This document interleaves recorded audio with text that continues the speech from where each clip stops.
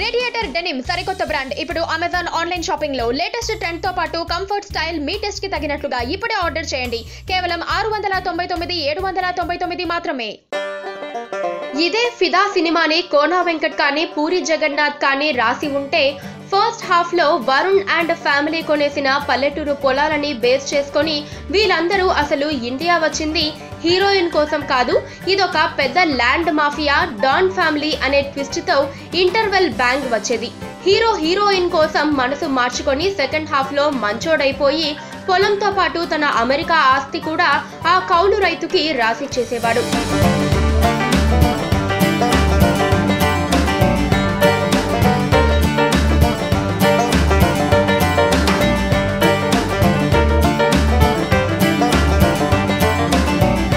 ఈలోగా హీరోయిన్ ఇంటి దగ్గర ఉన్న కుర్ర ఎమ్మెల్సీ హీరోయిన్ ని రేప్ అటెంప్ట్ చెయ్యబోతే వెంటనే వరుణ్ యుఎస్ నుంచి ఫ్లైట్ వేసుకొచ్చి ఫైట్ చేసేవాడు. క్లైమాక్స్ లో ఎవ్వరూ ఊహించని ట్విస్ట్ ఏంటంటే హీరోయిన్ ఇంట్లో ఉన్న అత్త అంటే తండ్రి అక్కకి ఫ్లాష్ బ్యాక్ లో పుట్టినవాడే హీరో.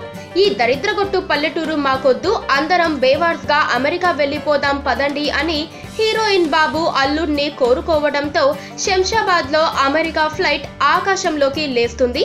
సినిమా ముగుస్తుంది. పక్కనే ఒక గంట సింబల్ కనిపిస్తుంది కదా, దాన్ని నొక్కారనుకోండి మేం చేసే వీడియో అప్డేట్స్ నోటిఫికేషన్స్ అన్నిటితో మీ డివైస్ లో వాలిపోతాం.